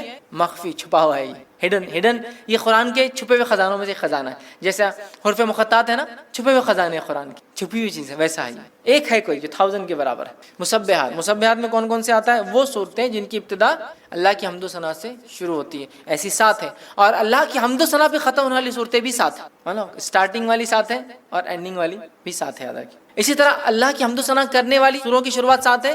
اللہ کی حمد و ثنا کی نفی جو لوگ کرتے ہیں، مطلب اس کے خلاف، اس کے رد میں بھی جو صورتیں چالو 7 ہے، ویسے جو 7 اسٹارٹ ہوتی ہے جو اللہ کی حمد و ثنا کے خلاف جو کام ہوتا ہے اس کے رد کرتے ہوتی ہے کہ اللہ ایسا نہیں، اللہ ایسا نہیں، انہوں نے ایسا کر دیا، ٹھیک ہے؟ بہرحال تو مسبحات کون کون سی صورتیں؟ سورہ نمبر 17 سورہ بنی اسرائیل، سورہ نمبر 57 سورہ حدید 57، اب اس کی فضیلت بھی یہاں آگے دیکھیں، سورہ حدید 57، سورہ حشر سورہ نمبر 59، ٹھیک ہے 59، اسی طرح جو ہے سورہ صف سورہ نمبر 61، ٹھیک ہے، اسی طرح جو سورہ جمعہ سورہ نمبر 62، سورہ تغابن سورہ نمبر 64، اور اسی طرح سورہ اعلیٰ سورہ نمبر 87 یہ 7 صورتیں جو مسبحات ہیں، آپ صلی اللہ علیہ وسلم یہ 7 پڑھ کر سویا کرتے۔ 17، 57، 59، 61، 62، 64 اور 87 یہ اتنی صورتیں پڑھ کر نبی اکرم صلی اللہ علیہ وسلم سویا کرتے۔ آئیے آگے بڑھتے ہیں۔ اسی طرح سورہ تکویر سورہ نمبر 81 کے تعلق سے ہم دیکھتے ہیں۔ سورہ تکویر کے تعلق سے نبی اکرم صلی اللہ علیہ وسلم فرماتے ہیں، یہ جو ہے جامع ترمذی کی روایت آپ نے فرمایا، جو شخص اپنی آنکھوں سے قیامت کا منظر دیکھنا پسند کرتا ہے وہ سورہ تکویر، جو شخص اپنی آنکھوں سے قیامت کا منظر دیکھنا پسند کرتا ہے وہ سورہ تکویر سورہ نمبر 81 81 پڑھے، سورہ انفطار سورہ نمبر 82 82 پڑھے، اور سورہ انشقاق سورہ نمبر 84 84 یہ 3 صورتیں پڑھے، اس کے سامنے قیامت کا منظر ظاہر۔ جو شخص قیامت کا منظر اپنی آنکھوں سے دیکھنا چاہتا ہے وہ 3 صورتیں پڑھے، پہلا سورہ تکویر سورہ نمبر 81، دوسرا سورہ انفطار سورہ نمبر 82، اور تیسرا سورہ انشقاق سورہ نمبر 84 یہ پڑھے، قیامت اپنی آنکھوں سے۔ اس کے فضائل کیا ہوں گے؟ اس کا مطلب فضائل یہ ہے کہ اس کو پڑھنے سے آخرت یاد آتی ہے، قیامت یاد آتی ہے۔ انسان وہ مناظر دیکھتا ہے جو مناظر تب ہونے والے ہیں، یقیناً وہ انٹینسٹی ہم کبھی نہیں سمجھ پائیں گے، لیکن کچھ نہ کچھ ایک پکچر سامنے آ جاتا ہے نا۔ تو بہرحال وہ چیز اس سے جو ہے ظاہر ہوتی ہے۔ تو یہاں 81 کی فضیلت بھی آ گئی، 82 کی بھی آ گئی، 84 کی بھی آ گئی۔ اللہ کم بیش بہت ساری صورتوں کے بیچ میں ایسا ایک ایک الفاظ میں سورہ حدید 57 کے بیچ میں آ گئی، حالانکہ میں نے ترتیب میں نہیں لیا تھا چونکہ ایک حدیث کا حصہ تھا وہ۔ آئیے اسی طرح سورہ اعلیٰ سورہ نمبر 87 کی کیا فضیلت؟ سورہ اعلیٰ کے تعلق سے آتا ہے نبی اکرم صلی اللہ علیہ وسلم، یہ صحیح مسلم کی روایت ہے، نماز عیدین اور جمعہ کی نماز کی پہلی رکعت میں سورہ اعلیٰ اور دوسری رکعت میں سورہ غاشیہ تلاوت کرتے۔ جمعہ کی نماز میں اور عیدین کی نماز میں پہلی رکعت میں سورہ اعلیٰ، دوسری رکعت میں سورہ غاشیہ تلاوت کرتے۔ سورہ اعلیٰ سورہ نمبر 87، سورہ غاشیہ سورہ نمبر 88۔ تو 87 اور 88 2 آیتوں کی آپ ایک کے بعد ایک تلاوت کیا کرتے تھے۔ کتنی اہم بات ہے نا، کتنی اہم فضیلت ہے، اندازہ لگایا کہ آپ صلی اللہ علیہ وسلم اس کو تلاوت کیا کرتے تھے جمعہ اور عیدین کی نماز میں، پہلی رکعت میں سورہ اعلیٰ، دوسری رکعت میں سورہ غاشیہ۔ ہمیں بھی چاہیے اس کی تلاوت کرے، عموماً ہم دیکھتے ہیں بہت سارے لوگ کرتے بھی ان صورتوں کی تلاوت جمعہ کی نماز میں اور عیدین کی نماز میں، تو اس سے بھی اس کی فضیلت پتہ چلتی ہے۔ اسی طرح جو ہے نماز وتر کی پہلی رکعت میں نبی اکرم صلی اللہ علیہ وسلم سورہ اعلیٰ پڑھتے ہیں، زیادہ تر پہلی رکعت میں سورہ اعلیٰ پڑھتے، دوسری رکعت میں سورہ کافرون پڑھتے، تیسری رکعت میں سورہ اخلاص پڑھتے، ٹھیک ہے؟ تو اس سے بھی اس کی فضیلت پتہ چلتی ہے سورہ اعلیٰ کی کہ آپ صلی اللہ علیہ وسلم اس کو نماز میں پڑھا کرتے تھے، یاد رکھیے۔ اور خاص طور سے یہ سورہ غاشیہ سورہ نمبر 88 اس کی فضیلت آ گئی کہ یہ بھی نبی اکرم صلی اللہ علیہ وسلم جمعہ اور عیدین کے نماز میں اس کو تلاوت کرتے تھے، ٹھیک۔ اسی طرح جو ہے سورہ نمبر 109 سورہ جو ہے الکافرون، اس کی فضائل بھی دیکھتے ہیں۔ ایک مرتبہ سورہ الکافرون پڑھنے کا ثواب 1/4 قرآن پڑھنے کے برابر ہے۔ جیسا سورہ اخلاص کو ایک مرتبہ پڑھنے کا ثواب 1/3 قرآن پڑھنے کے برابر ہے، سورہ کافرون کے پڑھنے کا ثواب 1/4 مطلب پاؤ قرآن پڑھنے کے برابر ہے۔ کیوں؟ اس لیے کہ سورہ کافرون میں کفر کا رد ہے، کفر کا رد ہے نا، مطلب ہم جن چیزوں کی عبادت اللہ کے علاوہ دنیا میں ہوتی ہے سب کا انکار کرتے ہیں اور کہتے ہیں قل یا اہل الکافر لا اعبد ما، میں اس چیز کی عبادت نہیں کرتا ہوں جس کی عبادت کرتا ہوں، سمجھ؟ تو ہم کیا کر رہے ہیں؟ ڈینائل کر رہے ہیں، انکار کر رہے ہیں ان تمام چیزوں کی جن کی عبادت اللہ کے ساتھ یا اللہ کے علاوہ ہوتی ہے دنیا میں اندر۔ تو سورۃ الکافرون کی فضیلت ہے، حدیث کے الفاظ عبداللہ ابن عباس رضی اللہ عنہ اور حدیث کے راوی جامع ترمذی کی روایت آپ نے فرمایا کہا کہ سورہ اخلاص 1/3 قرآن کے برابر 1/3 آف دا قرآن کے برابر ہے، اور سورہ کافرون 1/4 1/4 قرآن کے برابر ہے، یاد رکھ۔ تو یہاں اس کی فضیلت آتی ہے۔ اسی طرح جو ایک فضیلت اس کی جو آتی ہے وہ یہ ہے کہ روایت کے اندر یہ الفاظ ہے کہ نبی اکرم صلی اللہ علیہ وسلم کی خدمت میں جو ہے فروہ بن نوفل رضی اللہ عنہ حاضر ہوئے اور کہا اللہ کے رسول صلی اللہ علیہ وسلم مجھے کوئی ایسی چیز بتائیے جو میں سوتے وقت پڑھوں، سوتے وقت جو چیز میں پڑھوں۔ تو نبی اکرم صلی اللہ علیہ وسلم نے فرمایا قل یا اہل الکافرون پڑھو، یہ شرک سے بری کر دیتی۔ کیا کرو؟ تم قل یا ایھا الکافرون پڑھو سونے سے پہلے، یہ تم کو شرک سے بری کر، کیونکہ آپ جو چیزیں ہیں جن کی عبادت اللہ کے ساتھ یا اللہ کے علاوہ ہوتی ہے ان کا انکار کرتے ہیں۔ تو گویا ایک آدمی سورہ کافرون پڑھ کے جب سوتا ہے شرک سے برات کر کے، نفرت کا اظہار کر کے کہ میں بری ہوں جن چیزوں کی عبادت تم اللہ کے علاوہ، جن چیزوں کو تم ایسوسیٹ کرتے ہو اللہ کے ساتھ، میں ان سے بری ہو کر سو رہا ہوں۔ تو ایک صحابی کو آپ نے فرمایا رات میں سوتے وقت کیا پڑھنا چاہتے ہو؟ سورۃ الکافرون پڑھ کر تم سو۔ اسی طرح طبرانی کی روایت میں آتا ہے کہ علی رضی اللہ عنہ فرماتے ہیں کہ دوران نماز نبی اکرم صلی اللہ علیہ وسلم کو ایک بچھو نے کاٹ لیا، آپ نماز پڑھ رہے ہیں اور طبرانی کی روایت میں آپ کو ایک بچھو نے کاٹ لیا۔ جب آپ صلی اللہ علیہ وسلم نماز سے فارغ ہوئے تو بچھو کو آپ نے مارا اور کہا اللہ کی لعنت ہو بچھوؤں پر، یہ نبی اور غیر نبی کس کو بھی نہیں چھوڑتے، اللہ کی لعنت ہو بچھو پر، یہ ایک ایسا جانور ہے موذی، یہ نبی اور غیر نبی کسی کو نہیں چھوڑتا ہے، سب کو ڈس لیتا ہے، اس میں تمیز ہی نہیں اس کے اندر۔ پھر آپ صلی اللہ علیہ وسلم نے پانی اور نمک منگوایا، ٹھیک، اور دونوں کو ملا کر، پانی اور نمک کو ملا کر اس پہ ملا، زخم پر اس کو ملا، اور ساتھ میں سورہ کافرون اور معوذتین پڑھ کر دم کیا۔ سورہ کافرون سورہ نمبر 109 اور معوذتین سورہ نمبر 113 اور 114 پڑھ کر دم زخم پہ دم کیا، پڑھ کے پھونکا اس۔ نمک اور پانی خصوصیت رکھتا ہے کہ زہر کے اثر کو کم کرے، زخم کو بھرے جو بچھو کاٹنے سے، اور پڑھنے سے یاد رکھیے جب سورہ کافرون اور سورہ فلق اور سورہ ناس پڑھ کے آپ نے دم کیا تو اثر کم ہو۔ ایک روایت میں آتا ہے کہ آپ نے سورہ اخلاص، سورہ فلق اور سورہ ناس پڑھی، ٹھیک ہے۔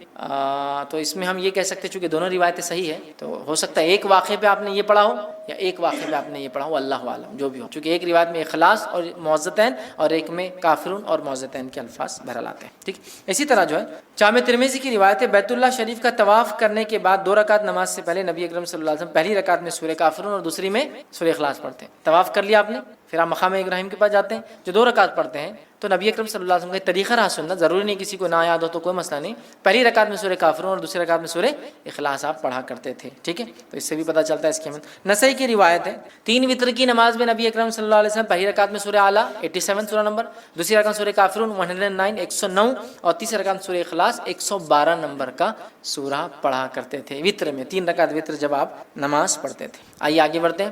سورہ نمبر 112 سورہ اخلاص کے فضائل۔ سورہ نمبر 112 سورہ اخلاص ہے، اور میں سمجھتا ہوں اسے کتنے فضائل ہے اسی کوئی انتہا نہیں، اس لیے کہ اس سورت کا نام بتاتا ہے اخلاص۔ اخلاص کا معنی ہوتا ہے پیور، خالص، بغیر ملاوٹ کا۔ اخلاص نے کیا کیا؟ سورۃ الاخلاص نے رب اور رب کیا نہیں ہے اس کو فرق کر دیا، گاڈ کیا ہے اور کیا نہیں ہے اس کو ڈیفرینشیٹ کر دیا، اس لیے اخلاص صاف کر دیا، کلیئر کر دیا، پیور کر دیا، کسی بھی قسم کی ملاوٹ باقی نہ کی، رب کون ہے اور کیسا ہے۔ اخلاص، الاخلاص، سورۃ الاخلاص، خالص کا بولتے ہیں نا، خالص سونا، خالص دودھ ہے نا، مطلب پیور گولڈ، پیور ملک، خالص، ساری گندگیوں سے، برائی سے، کمزوریوں سے پاک، عیب سے پاک، ٹھیک۔ سورۃ الاخلاص، سورۃ الاخلاص، سورہ اخلاص پڑھنے والوں سے اللہ تعالیٰ جو ہے محبت فرماتا ہے۔ سورہ اخلاص جو لوگ پڑھتے ہیں اللہ تعالیٰ ان سے محبت فرماتا ہے۔ مسلم کی روایت ہے، ماں عائشہ رضی اللہ عنہا فرماتی اور کہتی ہے کہ اللہ کے رسول صلی اللہ علیہ وسلم نے ایک شخص کے قیادت میں لشکر بھیجا، مطلب ایک شخص کی قیادت میں، لیڈرشپ میں ایک بٹالین، ایک لشکر جو ہے آپ نے بھیجا۔ وہ صاحب جب نماز پڑھاتے تو اپنی قرأت میں سورہ اخلاص پر ختم کرتے ہیں. مطلب جب بھی نماز پڑھاتے جو ختم کرتے نماز تو اینڈنگ سورہ اخلاص، مطلب اگر ایک سورہ پڑھا تو دوسرا سورہ اخلاص آخر میں ہوتا ہی تھا، اینڈنگ سورہ اخلاص. آنے کے بعد لوگوں نے کہا اللہ کے رسول صلی اللہ علیہ وسلم یہ صاحب کیا کرتے تھے، ہر نماز کے اینڈ میں سورہ اخلاص ایڈ رہتا تھا ان کا ایڈیشن، تو ختم کرتے. جب لشکر واپس آیا تو لوگوں نے رسول اللہ صلی اللہ علیہ وسلم ذکر کیا. آپ صلی اللہ علیہ وسلم نے ارشاد فرمایا اس سے دریافت کرو ایسا کیوں کرتا تھا. لوگوں نے اسے دریافت جا کر پوچھا تم ایسا کیوں کرتے تھے، تو اس نے جواب دیا یہ سورہ رحمان کی صفت بیان کرتا ہے، یہ سورہ رحمان کے رب کے اوصاف کیریکٹرسٹکس بیان کرتا ہے. قل هو اللہ احد، کہہ دو وہ اللہ ایک ہے، اللہ الصمد، اللہ بے نیاز، لم یلد ولم، ٹھیک ہے، لم یلد ولم یولد، وہ کسی سے پیدا نہیں ہوا اور اس کے کوئی ماں باپ نہیں، مطلب نہ اس نے کسی کو پیدا کیا نہ وہ کسی سے پیدا ہوا، نہ وہ اس کے کوئی ماں باپ ہے نہ اس کو بیوی ہے نہ اس کے کوئی بچے ہیں. ولم یکن لہ کفوا احد، اور اس جیسا دوسرا کوئی نہیں. تو رب رحمان کی صفت یہ صورت بیان کرتی ہے. تو اس شخص نے کہا مجھے چونکہ اس میں رحمان کی صفتیں بیان ہوتی ہیں اس لیے میں اس کو پڑھتا ہوں، لہٰذا میں اسے پڑھتا ہوں اور اس کو پسند بھی کرتا ہوں چونکہ اللہ کی صفتیں ہیں. یہ سن کر رسول اللہ صلی اللہ علیہ وسلم نے فرمایا اسے جا کر بتا دو کہ اللہ تعالیٰ بھی اس سے محبت کرتا ہے، کیونکہ وہ رحمان کی صفتوں کی وجہ سے سورہ اخلاص پڑھتا ہے، اللہ تعالیٰ بھی اس سے جو ہے محبت کرتا ہے. ٹھیک ہے، اسی طرح جو ہے ایک مرتبہ سورہ اخلاص پڑھنے کا ثواب 1/3 قرآن کے پڑھنے کے برابر ہے، 1/3 قرآن پڑھنے کے برابر ہے. یہ صحیح مسلم کی روایت ہے. 1/3 یاد رکھیں کتنی اہم بات ہے، اس لیے کہ اس میں توحید ہے، توحید بڑی اہم بات ہے. ہم مسلمانوں کو ضرورت ہے اس توحید کو سمجھے، جس توحید کے کلمے کو جس کو ہم کہیں گے، جس توحید کے سورت کو پڑھنے کا ثواب 1/3 قرآن کے برابر ہے، اس توحید کو سمجھیں. ہم توحید کو کبھی نہیں سمجھتے، اللہ ہم پہ رحم کرے، اور شرک میں ہماری زندگیاں گزری چلی. ٹھیک ہے، یہ بڑی خطرناک بات ہے، ہمیں توبہ کرنا چاہیے. تو سورہ اخلاص کی ضرور ہم تفسیر پڑھے، یاد رکھیں. ٹھیک، اسی طرح سورہ اخلاص سے محبت اور اس کی کثرت سے تلاوت جنت میں جانے کا باعث ہے. اس سے محبت اور کثرت سے اس کی تلاوت جنت میں جانے کا باعث ہے.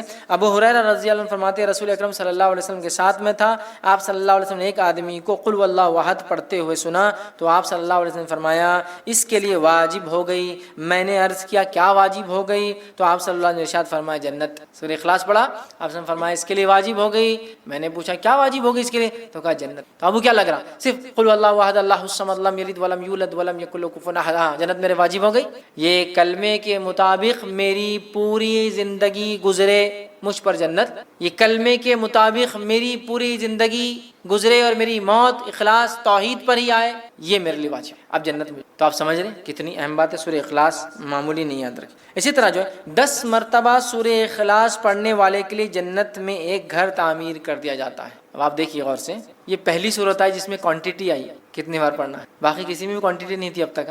تو آپ جس کو بولیں گے آپ تعداد مت طے کیجیے اب صورت کتنا پڑھنا ہے، بس پڑھتے جائیے. یہاں کوانٹٹی ہے، اگر اس نیت سے 10 بار پڑھی جائے کہ اس سے جو ہے جنت میں گھر چاہیے تو پھر اسی کوانٹٹی فکس ہے، پھر 10 بار ایک ساتھ پڑھنا ہے. آئیے حدیث کے الفاظ، مسند احمد کی روایت ہے.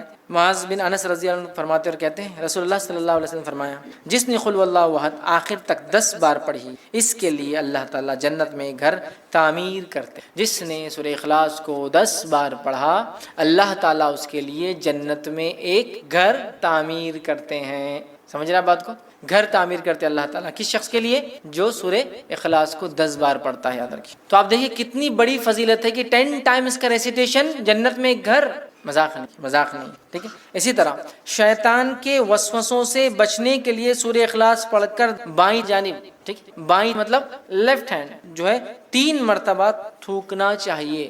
یہ وسوسے جو کنٹینیو آتے ہیں نا اس کا بھی علاج ہے اس کے اندر. ٹھیک، حدیث کا الفاظ سنیے، جو ہے ابو داؤد کی روایت ہے. جو ہے ابو سلمہ بن عبد الرحمن رضی اللہ عنہ کہتے ہیں کہ رسول اللہ صلی اللہ علیہ وسلم نے فرماتے ہوئے سنا ہے کہ ایک وقت آئیں گا لوگ ایک دوسرے سے بہت زیادہ سوال کریں گے، بہت زیادہ سوال کریں گے، حتیٰ کہ ایک کہنے والا کہیں گا اچھا مخلوق کو اللہ نے پیدا فرمایا. ایک آدمی آگے کیا سوال کریں گا، اچھا مخلوق کو اللہ نے پیدا کیا تو پھر اللہ کو کس نے پیدا کیا، وہ شک ڈال لیں گے. مخلوق کو اللہ نے پیدا کیا تو اللہ کو کس نے پیدا کیا. جب لوگ ایسی باتیں کریں گے تو کہنا، جب لوگ ایسی باتیں کریں گے تمہارے سامنے تو تم کیا کہنا، اللہ احد اللہ الصمد لم یلد ولم یولد ولم یکن لہ کفوا احد. خطرناک وسوسہ ہے نا، اللہ کو کس نے پیدا کیا. ٹھیک ہے، یہ پڑھ لینا، اللہ ایک ہے، اللہ بے نیاز ہے، اس نے کسی کو نہیں پیدا کیا، اس سے کوئی پیدا نہیں ہوا، اور اس کا ہمسر اس کے برابر کوئی نہیں ہے۔ پھر 3 مرتبہ بائیں طرف لیفٹ ہینڈ کی طرف تھوک کر شیطان سے اللہ تعالیٰ کی پناہ طلب کرنا، ادھر تھوکنا ہے لیفٹ ہینڈ، اعوذ باللہ من الشیطان الرجیم، یہ پڑھ کر 3 بار تھوک کر شیطان سے اللہ تعالیٰ میں پناہ لینا، اعوذ باللہ من الشیطان الرجیم پڑھنا۔ نماز میں وسوسے آئے تو اس کا طریقہ الگ ہے، نماز میں وسوسے آئے اعوذ باللہ من الشیطان الرجیم ادھر تھوکنا ہے لیفٹ ہینڈ، اور اللہ تعالیٰ کی ذات میں وسوسہ ڈال رہا ہے غیر نماز میں تو اللہ احد اللہ صمد لم یلد ولم یولد ولم یکن له کفوا احد ادھر تھوکنا ہے لیفٹ ہینڈ، تو یہ نکل جاتا ہے۔ اب ایک چیز چونکہ میں نے بول دیا ہوں تو اب اس کو کچھ نہ کچھ لاجیکل آپ کو کچھ آنسر دیتا ہوں بات سمجھنے کے لیے۔ اللہ کو کس نے پیدا کیا؟ لوگ سوال کرتے ہیں، بہت سارے ایتھیسٹ وغیرہ ایسے لوگ ہم سے بھی کر سکتے دعوتی فیلڈ میں، ٹھیک، یا وہ لوگ جو اللہ کو نہیں مانتے ہیں، گاڈ کو نہیں مانتے ہیں، کریٹر کو نہیں مانتے ہیں۔ میں ایک ایگزامپل دے کے بات سمجھاتا ہوں۔ اگر کوئی بول رہا ہے کہ بی کو کس نے پیدا کیا تو ہم کہہ رہے سی، تو سی کو کس نے پیدا کیا تو ہم کہہ رہے ڈی، تو ڈی کو کس نے پیدا کیا ہم کہہ رہے ای۔ کوئی نہ کوئی تو فرسٹ ہوگا جس کو کسی نے نہیں پیدا کیا ہوگا، بٹ نیچرل ہے۔ آپ کتنا بھی لمبا جائیے، جانے کے بعد ایک سرٹن پوائنٹ پہ آ کے آپ کو یہ بات تو ماننا پڑیں گی کوئی ایک تھا جو بغیر بنائے بنا ہے۔ دیکھیں اللہ کو کس نے پیدا کیا، اس کو کسی نے پیدا کیا تو اس کو کس نے پیدا کیا، پھر اس کو تو بات تو وہی چاہ کے پھر جو فرسٹ ہے پھر وہی ہوگا، اس کو کس نے پیدا کیا۔ کوشچن تو اینڈ لیس ہے۔ تو ہم کہہ رہے ہیں جو نہیں پیدا ہوا اللہ ہے، اور جس سے سب کچھ پیدا ہوا وہ اس کی مخلوق ہے، ختم۔ کوئی بتا بی کو کس نے پیدا کیا تو آپ بول رہے نہیں سی تو ہوں گا نا کوئی، تو میں بول رہا سی کو کس نے پیدا کیا تو آپ ڈی ہوں گا، اچھا ڈی کو کس نے کیا تو ای ہوں گا، تو اینڈ لیس چلتی جا رہی بات۔ تو کوئی نہ کوئی ایک ہے ذات جس سے ابتدا ہونا چاہیے پورے کائنات کی، لیکن اس بات پہ زیادہ غور و فکر نہیں کرنا چاہیے۔ میں نے صرف لاجیکل آپ کو ریزننگ کے لیے بات کر، فکر کرنا نہیں چاہیے، اور ایسے کبھی خیالات آئے تو اللہ میں پناہ مانگنا چاہیے شیطان مردود سے، اعوذ باللہ من الشیطان۔ اور طریقہ بھی اب ہم کو پتہ چل گیا، یا ایمان کی کمزوری کی جو دعا ہے وہ بھی آپ پڑھ سکتے کسی بھی چیز میں، رضیت باللہ ربا وبالاسلام دینا وبمحمد نبیا۔ یہ خاص طور سے ایسے سوال کوئی لائے تو آپ نے فرمایا اللہ احد اللہ صمد لم یلد ولم یولد ولم یکن کفوا احد اعوذ باللہ من الشیطان الرجیم۔ یہ اس کا طریقہ ہے، ختم۔ لاجیکلی آپ کو ایکسپلین کر دیا میں نے، ٹھیک۔ نبی اکرم صلی اللہ علیہ وسلم جب طواف کر لیتے ہیں تو 2 رکعت جو نماز پڑھتے اس کے بعد، تو اس میں پہلی رکعت میں کافرون اور دوسری رکعت میں سورہ اخلاص کی آپ صلی اللہ علیہ وسلم جو ہے تلاوت کیا کرتے تھے۔ اسی طرح آپ جب 3 وتر پڑھتے ہیں، 3 وتر کے اندر پہلی رکعت میں سورہ اعلیٰ، دوسری رکعت میں سورہ کافرون، تیسری رکعت میں سورہ اخلاص پڑھتے تھے۔ اسی طرح نماز فجر کی پہلی رکعت میں آپ قل اللہ احد اور دوسری رکعت میں قل یا ایھا الکافرون بھی پڑھا کرتے تھے۔ شارٹ نماز پڑھتے تھے، یہ لمبی پڑھے تو سورہ اعلیٰ ہے نا، اور دوسری چیز سورہ جمعہ ہے، سورہ منافقون ہے، وہ بہرحال تو آپ پڑھا کرتے تھے۔ آگے بڑھتے ہیں، سورہ فلق کی فضیلت یاد رکھیں۔ سورہ فلق آپ دیکھیے ابتدائی سورہ اور آخری صورتوں کی بڑی فضیلت ہے۔ ابتدائی دیکھیے سورہ فاتحہ، سورہ بقرہ، سورہ آل عمران، اور آخری میں بھی سورہ کافرون، سورہ فلق، سورہ ناس، ہے نا، سورہ اخلاص، بہت ان کی فضیلت ہے۔ لیکن بڑی افسوس کیا تو امت کے ساتھ کیا معلوم، جن کے فضائل ثابت ہیں ان کے کچھ بھی عمل نہیں ہے، اور جن کے ثابت نہیں ہے اس کے ثابت کر کے عمل کرنے پہ تلے ہوئے ہم۔ کتابیں لکھ دی گئی یہ پڑھے تو یہ ہوتا، کہاں ہے؟ نہیں انہوں نے بولے، انہوں نے بولے، ان کے بولنے سے آپ عمل نہیں کر سکتے کوئی چیز پر، سمجھ رہے؟ فضائل تو ثابت ہونا ضروری ہے، ایسے فضائل ہم دل سے گڑھ دیں گے تو پھر تو پورے دین اور شریعت کو بدل دیں گے تھوڑے دن بعد ہم، سمجھ رہے؟ تو یہ ایسا نہیں ہوتا میرے بھائی، اس کو ثابت ہونا ضروری ہے، ٹھیک۔ سورہ فلق آئیے کیا فضیلت ہے اس کی۔ سورہ فلق سورہ نمبر 113، ٹھیک ہے، اس کی کیا فضیلت ہے۔ سورہ فلق جو ہے بہت زیادہ جو ہے اللہ تعالیٰ کو پسندیدہ سورت ہے، ٹھیک ہے۔ اس کے تعلق سے نسائی کی روایت ہے، عقبہ بن عامر رضی اللہ عنہ فرماتے اور کہتے ہیں نبی اکرم صلی اللہ علیہ وسلم کی خدمت میں حاضر ہوا تو آپ صلی اللہ علیہ وسلم اونٹنی پر سوار تھے، میں آپ صلی اللہ علیہ وسلم کے قدم مبارک کو میں نے ہاتھ رکھا، ایسا کوئی آدمی اوپر ہوتا ہے آپ ہاتھ رکھ کے بات کرتے ہیں نا، ہاتھ رکھتے ہیں، یہ ہاتھ رکھتے ہیں مانڈی پر، سمجھو کوئی آدمی اوپر بیٹھا ہے آپ جا کے ہاتھ رکھتے ہیں نا، تو وہ بھی نبی اکرم صلی اللہ علیہ وسلم کے پیر پہ انہوں نے ہاتھ رکھا، وہ آپ اوپر تھے نا، ہائٹ پر تھے، تو ہاتھ رکھا اور عرض کیا مجھے سورہ ہود اور سورہ یوسف جو ہے پڑھائیں، یہ 2 سورتیں مجھے اللہ کے رسول آپ پڑھائیے۔ تو آپ صلی اللہ علیہ وسلم نے ارشاد فرمایا اور کہا اللہ کے نزدیک سورہ فلق سے بہتر سورہ تم کوئی نہیں پڑھ سکتے، مطلب تم سورت پڑھنا چاہ رہے ہو کوئی تو اللہ کے نزدیک سورہ فلق سے بہتر تم کوئی سورت نہیں پڑھ سکتے۔ قل اعوذ برب الفلق، پناہ مانگ رہے ہیں اللہ میں، ٹھیک ہے، تو تم اس سورت سے بڑھ کر کوئی سورت جو ہے نہیں پڑھ سکتے، مطلب تم مجھ سے چاہ رہے ہو کہ میں تمہیں یہ 2 سورتیں پڑھاؤں، اس سے بہتر ہے تم یہ سورت پڑھو، تو اللہ کے نزدیک یہ سورت بڑی فضیلت کی حامل ہے، ٹھیک ہے۔ اسی طرح معوذتین، مطلب چونکہ سورہ فلق اور سورہ ناس کی فضیلت دونوں ساتھ ساتھ ہی آتی کبھی بھی، اس لیے اب خالی سورہ فلق کی ایک فضیلت الگ سے رکھ دیا میں نے، اب دونوں کی مل کر دیکھتے کیا آتی ہے۔ 2 صورتیں لاسٹ کی جو جس کو کہیں گے جوڑی ہے صورتوں کی، یہ بہت اہم ہے، بہت اہم، اتنی اہم ہے میں کہہ رہا ہوں نا جس کو انتہا نہیں، مطلب مصیبت، پریشانی، آندھی طوفان، آفت، بارش، زلزلے، تکلیف، بیماری، کوئی مصیبت پریشانی آئے، کوئی ٹینشن ہو، سب کے لیے ایک ہی حل اور دوا سورہ فلق اور سورہ ناس۔ اب اگر ہمارے پاس سمجھ لیجیے کوئی آیا اور کہا بہت پریشان ہوں مولوی صاحب کیا کروں، سورہ فلق اور سورہ ناس، اچھا چلو دیکھ لیتے پڑھ کے، نہیں جمتا ہم کو ایسا، نہیں دیکھو اب بہت آپ پریشان ہیں نا تو آپ کیا کرو، سب سے پہلے تو رات میں 12 بجے تک جاگو، یہ نسخہ بہت امپورٹنٹ دکھ رہا. رات میں 12 بجے تک جاگو, پھر رات میں 12 بجے اٹھ کے سورتوں کی 12 نمبر کی آیتیں پڑھنا شروع کر دو. اوہ بہت اہم فضیلت. لیکن جن میں 12 آیتیں نہیں, جنہیں 12 نہیں, چھوڑ دو. جس میں 12 وہ پڑھتے, پھر اس کے بعد ان کو 11 بار پڑھو 12 نمبر کی آیت کو. بہت اہم دکھ رہا. نہیں اس کے بعد یہ کرو وہ کرو فلاں کرو فلاں, جاتے جاتے یتیم والے کے ڈبے میں پیسہ ڈالتے.